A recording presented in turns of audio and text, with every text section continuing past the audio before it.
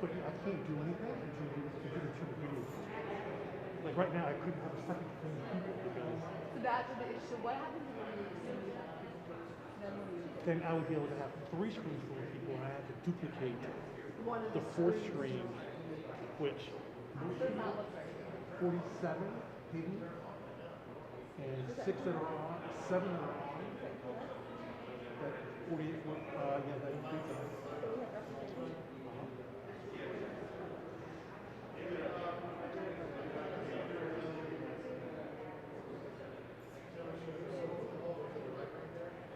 I see a lot of official people joining.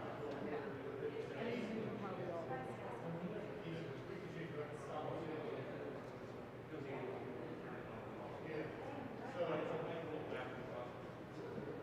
As soon as I have 25 on the screen, I'll put everything over here, it'll be an arrow, and the next screen will show up.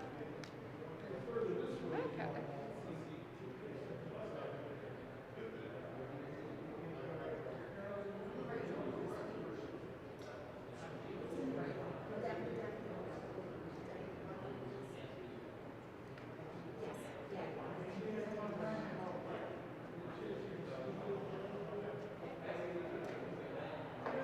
There you go, right? I'll be a lot better when it's over. Frank Jafret,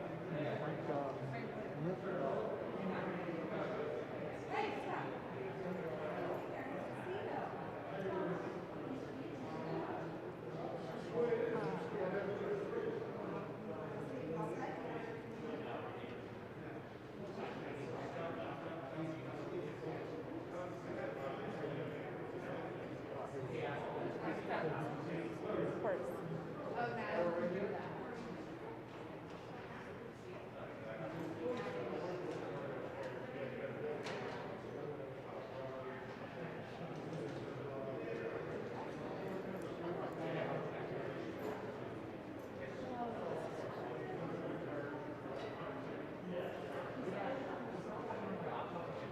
So why is it doing that?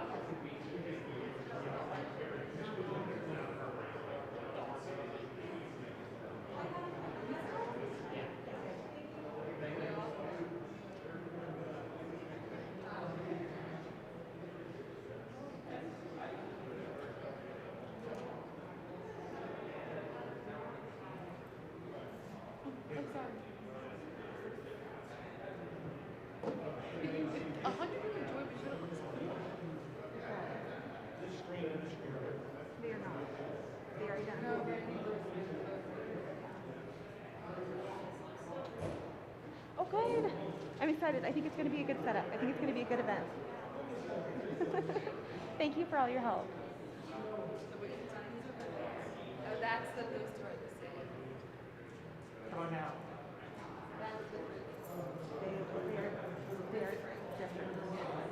these two are different. Those They're definitely going in and out. yeah. She was just too serious. I think we'll turn my cameras on and off and rearrange it.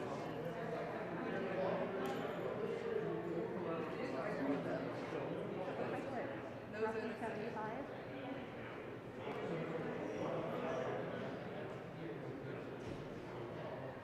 I can tell you if I put the participants step back up on the screen.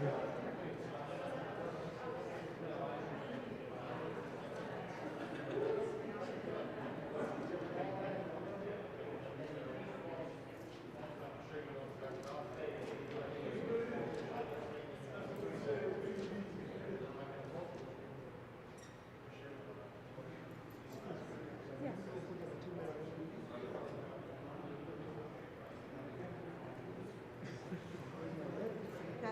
That's a. I'll get back to you first.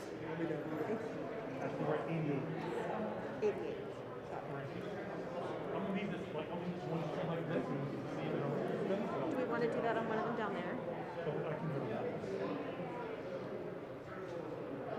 Hey, are we gonna have somebody give a 2-minute warning? Yeah, sorry, that's my idea. Like they were saying, hey, have somebody do a 2-minute warning.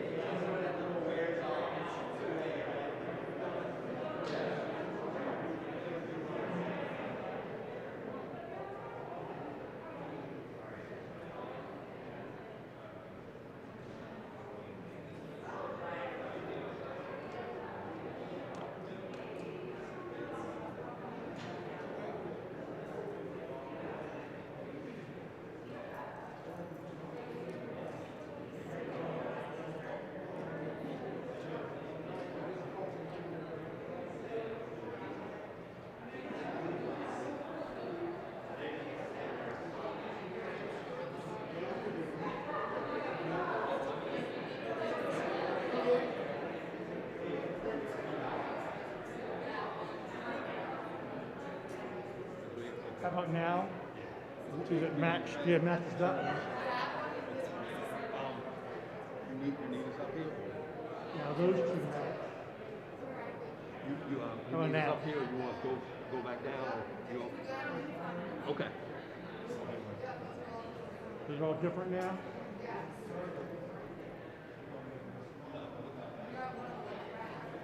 I'm up.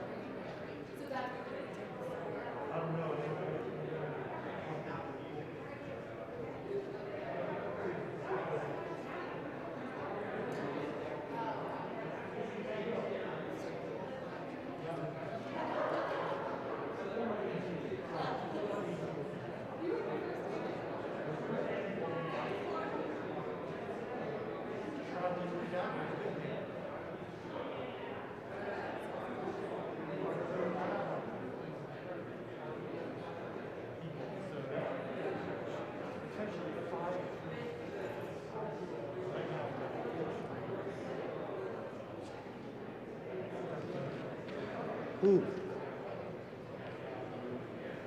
Okay, just a second.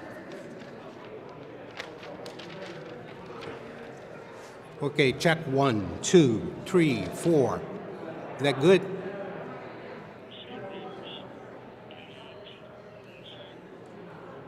Check. Check 1, 2, 3, 4, 5. Check 1, 2, 3, 4, 5. 1, 2, 3, 4, 5, 6.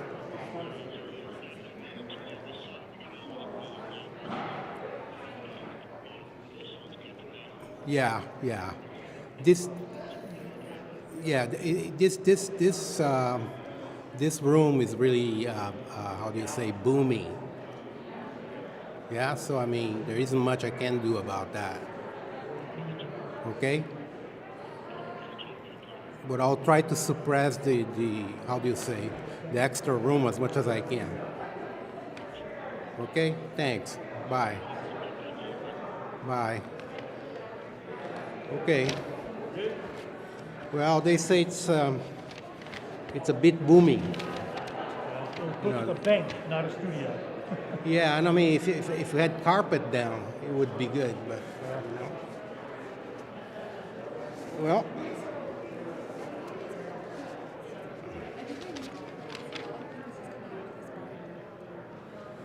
Okay. What is this? You have a choice there, right? Between either being flat in the water or up in the water.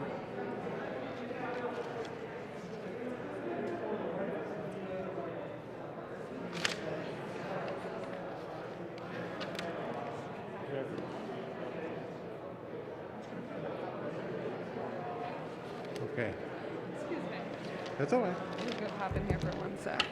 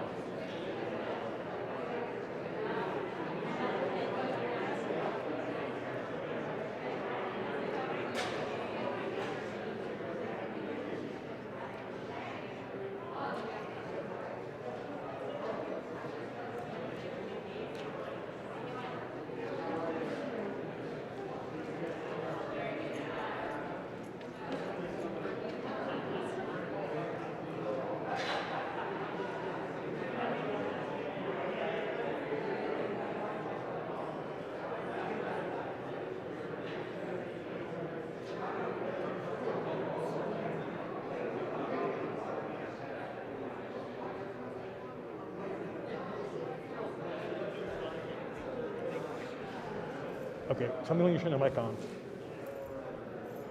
Yep. Okay, thanks. Is that on?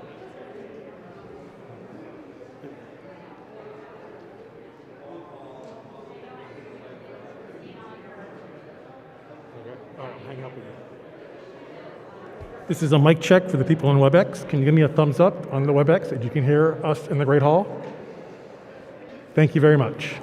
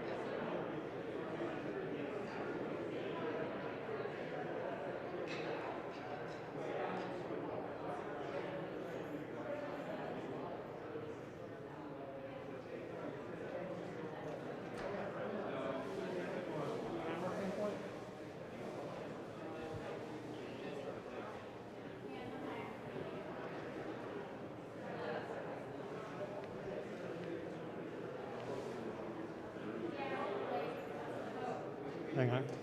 Too far?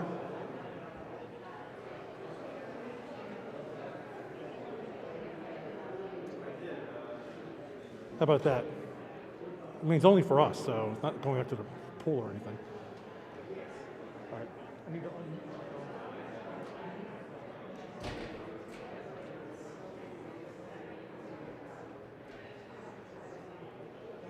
respond back on this here. Test 1, 2, 3. Test 1, 2, 3.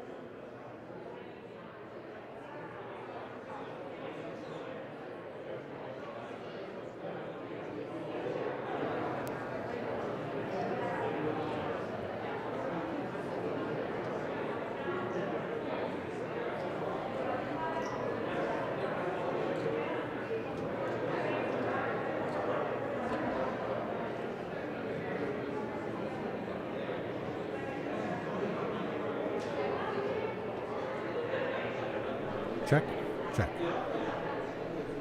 Check, check, check.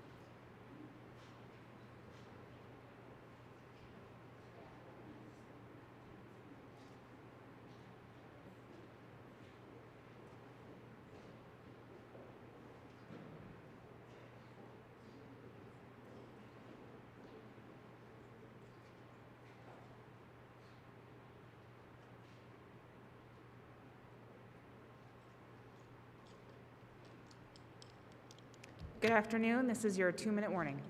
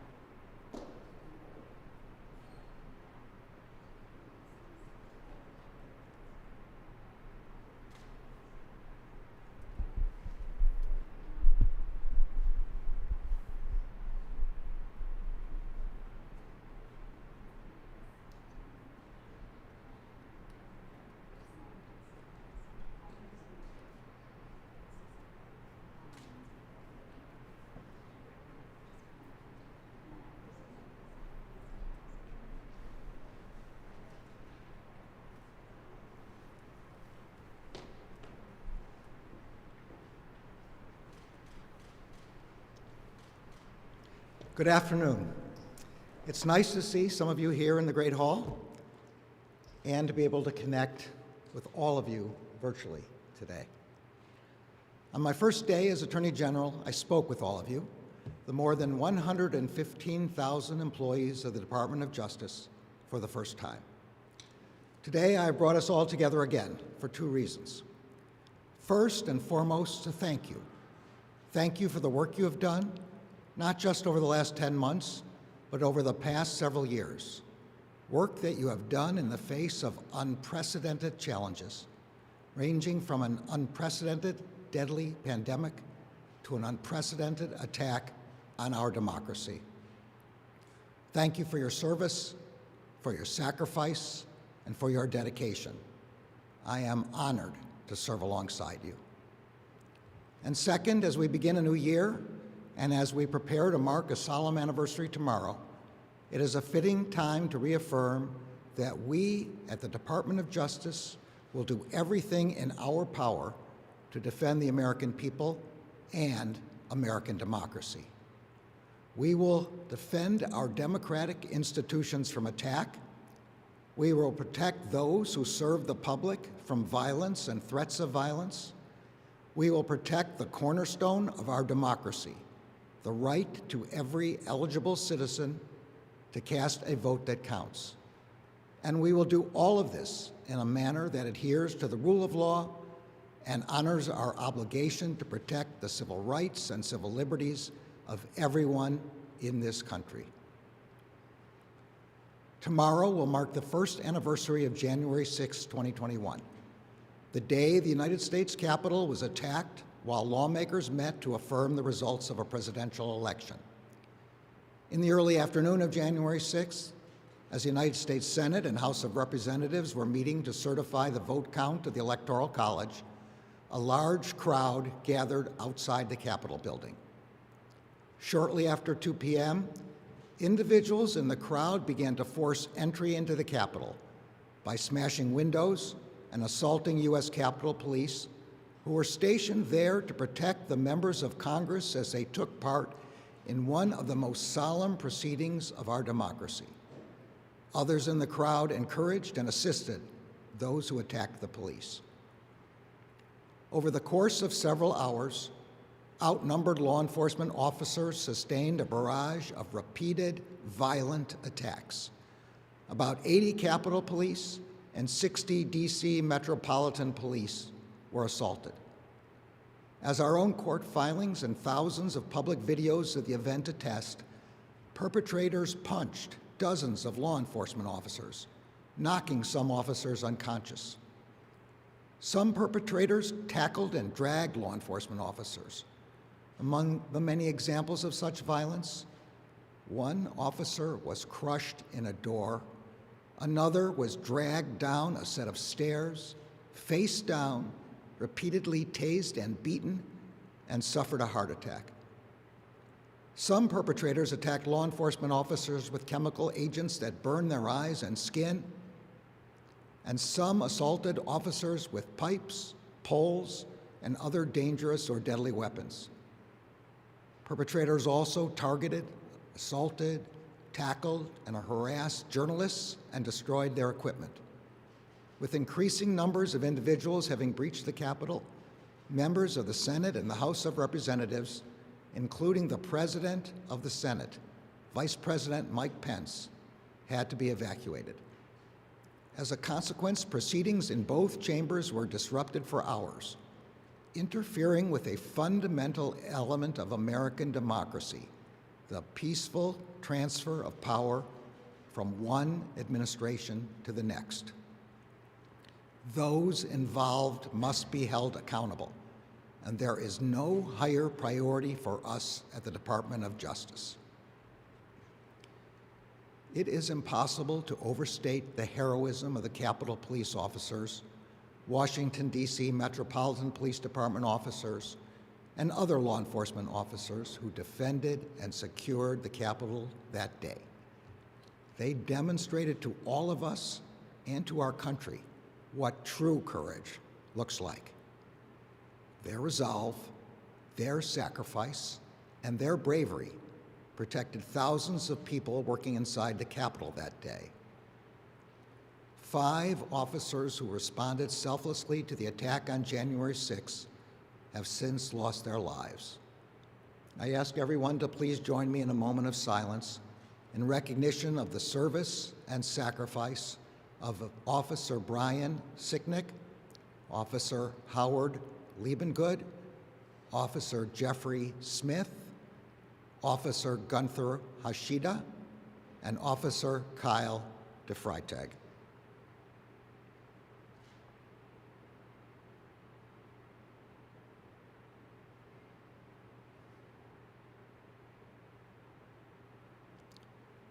I know I speak for all of us in saying that tomorrow, and in our work in the days ahead, we will not only remember them, we will do everything we can to honor them.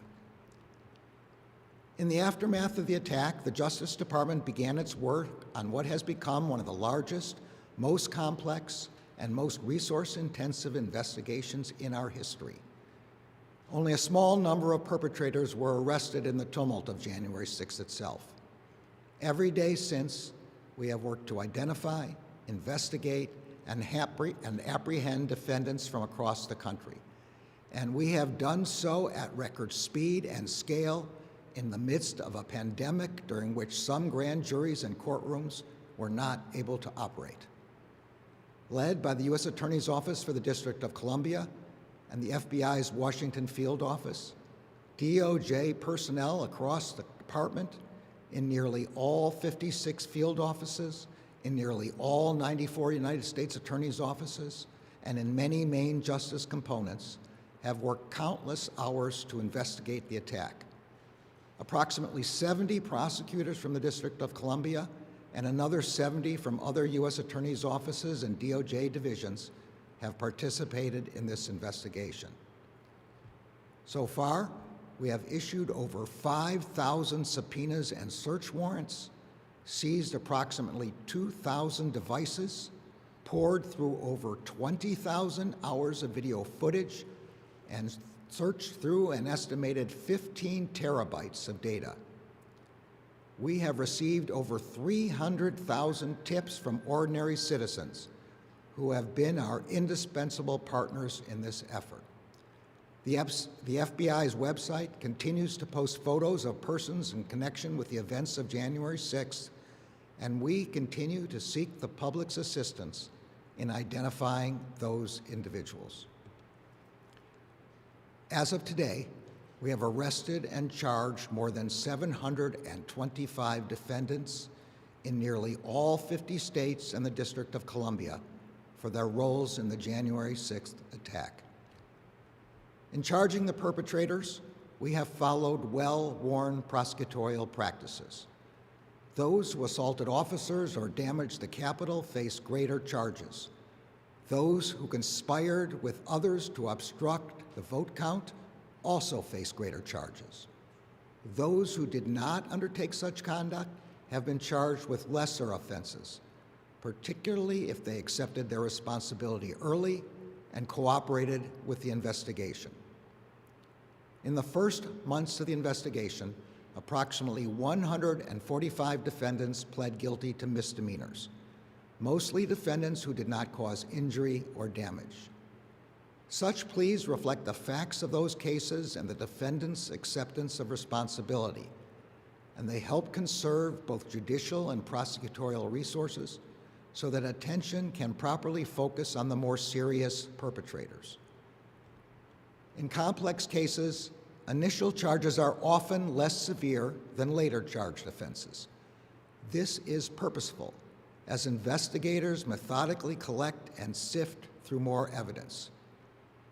By now, though, we have charged over 325 defendants with felonies, many for assaulting officers and many for corruptly obstructing or attempting to obstruct an official proceeding. 20 defendants charged with felonies have already pled guilty. Approximately 40 defendants have been charged with conspiracy to obstruct a congressional proceeding and/or to obstruct law enforcement. In the months ahead, 17 defendants are already scheduled to go to trial for their role in felony conspiracies. A necessary consequence to the prosecutorial approach of charging less serious offenses first is that courts impose shorter sentences before they impose longer ones. In recent weeks, however, as judges have sentenced the first defendants convicted of assaults and related violent conduct against officers, we have seen significant sentences that reflect the seriousness of those offenses, both in terms of the injuries they caused and the serious risk they posed to our democratic institutions. The actions we have taken thus far will not be our last. The Justice Department remains committed to holding all January 6 perpetrators at any level accountable under law, whether they were present that day or were otherwise criminally responsible for the assault on our democracy. We will follow the facts wherever they lead. Because January 6 was an unprecedented attack on the seat of our democracy, we understand that there is broad public interest in our investigation. We understand that there are questions about how long the investigation will take and about what exactly we are doing. Our answer is, and will continue to be, the same answer we would give with respect to any ongoing investigation. As long as it takes, and whatever it takes, for justice to be done consistent with the facts and the law. I understand that this may not be the answer some are looking for, but we will and we must speak through our work. Anything else jeopardizes the viability of our investigations and the civil liberties of our citizens. Everyone in this room and on these screens is familiar with the way we conduct investigations, and particularly complex investigations. We build investigations by laying a foundation. We resolve more straightforward cases first because they provide the evidentiary foundation for more complex cases. Investigating the more overt crimes generates linkages to less overt ones. Overt actors and the evidence they provide can lead us to others who may also have been involved. and that evidence can serve as a foundation for further investigative leads and techniques. In circumstances like those of January 6, a full accounting does not suddenly materialize. To ensure that all those criminally responsible are held accountable, we must collect the evidence. We follow the physical evidence. We follow the digital evidence. We follow the money. But most important, we follow the facts. Not an agenda or an assumption. The facts tell us where to go next. Over 40 years ago, in the wake of the Watergate scandal, the Justice Department concluded that the best way to ensure the department's independence, integrity, and fair application of our laws, and therefore the best way to ensure the health of our democracy, is to have a set of norms to govern our work. The central norm is that in our criminal investigations, there cannot be different rules depending on one's political party or affiliation. There cannot be different rules for friends and foes, and there cannot be different rules for the powerful and the powerless. There is only one rule. We follow the facts and enforce the law in a way that respects the Constitution and protects civil liberties. We conduct every investigation guided by the same norms, and we adhere to those norms even when, and especially when, the circumstances we face are not normal. Adhering to the department's longstanding norms is essential to our work in defending our democracy, particularly at a time when we are confronting a rise in violence and unlawful threats of violence in our shared public spaces and directed at those who serve the public. We have all seen that Americans who serve and interact with the public at every level, many of whom make our democracy work every day, have been unlawfully targeted with threats of violence and actual violence. Across the country, election officials and election workers, airline flight crews, school personnel, journalists, local elected officials, U.S. senators and representatives, and judges, prosecutors, and police officers have been threatened and or attacked.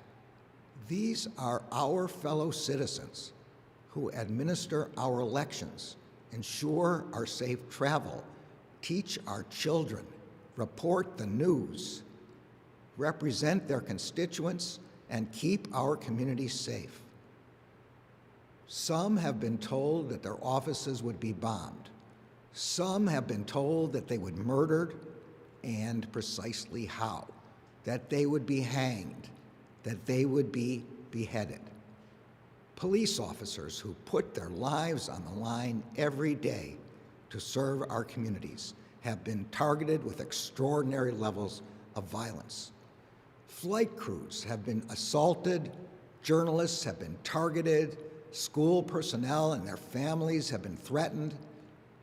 A member of Congress was threatened in a gruesome voicemail that asked if she had ever seen what a .50 caliber shell does to a human head. Another member of Congress, an Iraq War veteran and Purple Heart recipient, received threats that left her terrified for her family. And in 2020, a federal judge in New Jersey was targeted by someone who had appeared before her in court. That person compiled information about where the judge and her family lived and went to church.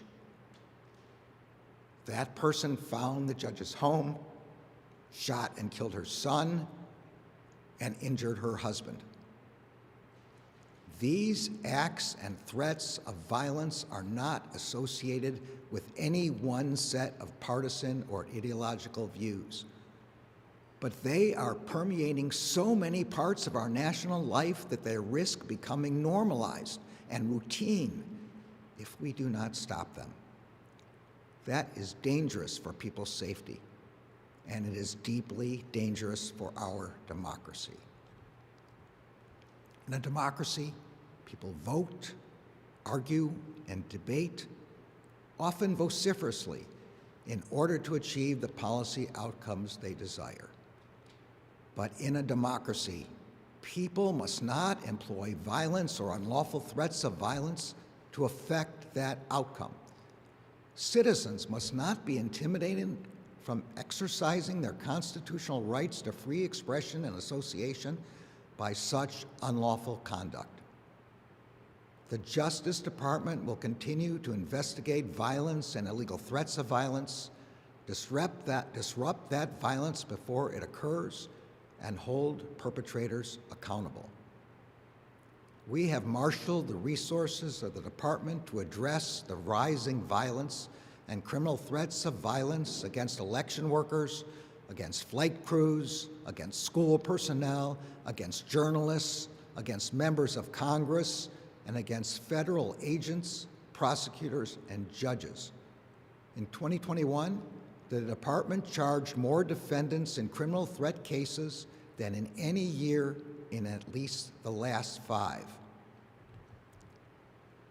As we do this work, we are guided by our commitment to protect civil liberties, including the First Amendment rights of all citizens. The department has been clear that expressing a political belief or ideology, no matter how vociferously, is not a crime. We do not investigate or prosecute people because of their views.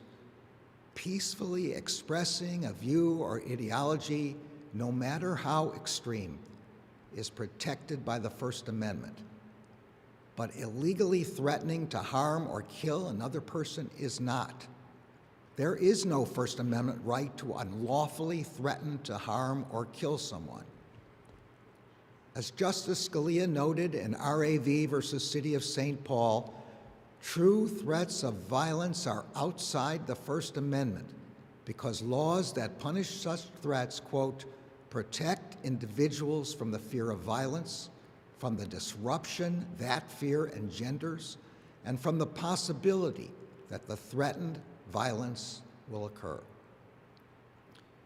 The latter point hits particularly close to home for those of us who have investigated tragedies ranging from the Oklahoma City bombing to the January 6th attack on the Capitol. The time to address threats is when they are made, not after the tragedy has struck. As employees of the nation's largest law enforcement agency, each of us understands that we have an obligation to protect our citizens from violence and fear of violence, and we will continue to do our part to provide that protection. But the Justice Department cannot do it alone. The responsibility to bring an end to violence and threats of violence against those who serve the public is one that all Americans share. Such conduct disrupts the peace of our public spaces and undermines our democracy. We are all Americans. We must protect each other. The obligation to keep Americans and American democracy safe is part of the historical inheritance of this department. As I have noted several times before, a founding purpose of the Justice Department was to battle violent extremist attacks on our democratic institutions. In the midst of Reconstruction following the Civil War, the department's first principal task was to secure the civil rights promised by the 13th, 14th, and 15th Amendments. This meant protecting Black Americans seeking to exercise their right to vote from acts and threats of violence by white supremacists. The framers of the Civil War amendments recognized that access to the ballot is a fundamental aspect of citizenship and self-government. The Voting Rights Act of 1965 sought to make the promise of those amendments real. To do so, it gave the Justice Department valuable tools with which to protect the right to vote. In recent years, however, the protection of the Voting Rights Act have been drastically weakened. The Supreme Court's 2013 decision in the Shelby County case effectively eliminated the preclearance protections of Section 5, which had been the department's most effective tool for protecting voting rights over the past half-century. Subsequent decisions have substantially narrowed the reach of Section 2 as well. Since those decisions, there has been a dramatic increase in legislative enactments that make it harder for millions of eligible voters to vote and to elect representatives of their own choosing. Those enactments range from practices and procedures that make voting more difficult, to redistricting maps drawn to disadvantage both minorities and citizens of opposing political parties, to abnormal post-election audits that put the integrity of the voting process at risk, to changes in voting administration meant to diminish the authority of locally elected or nonpartisan election administrators. Some have even suggested permitting state legislators to set aside the choice of the voters themselves. As I noted in an address to the Civil Rights Division last June, many of those enactments have been justified by unfounded claims of material vote fraud in the 2020 election. Those claims, which have corroded people's faith in the legitimacy of our elections, have been repeatedly refuted by the law enforcement and intelligence agencies of both the last administration and this one, as well as by every court, federal and state, that has considered them. The Department of Justice will continue to do all it can to protect voting rights with the enforcement powers we have. It is essential that Congress act to give the department the powers we need to ensure that every eligible voter can cast a vote that counts. But as with violence and threats of violence, the Justice Department, even the Congress, cannot alone defend the right to vote. The responsibility to preserve democracy and to maintain faith in the legitimacy of its essential processes lies with every elected official and with every American. All Americans are entitled to free, fair, and secure elections that ensure they can select the representatives of their choice.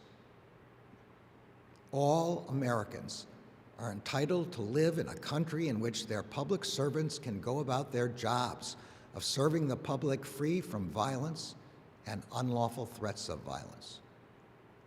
And all Americans are entitled to live in a country in which the transition from one elected administration to the next is accomplished peacefully. The Justice Department will never stop working to defend the democracy to which all Americans are entitled. As I recognized when I spoke with you all last March, service in the Department of Justice is more than a job and more than an honor. It is a calling. Each of us, you and I, came to work here because we are committed to the rule of law and to seeking equal justice under law. We came to work here because we are committed to ensuring the civil rights and civil liberties of our people. We came to work here because we are committed to protecting our country, as our oath says, from all enemies, foreign and domestic. Together, we will continue to show the American people, by word and by deed, that these are the principles that underlie our work. The challenges that we have faced and that we will continue to face are extraordinarily, but I am moved and humbled by the extraordinary work you do every single day to meet them. I look forward to seeing more of you in person soon and to our continued work together. Thank you all.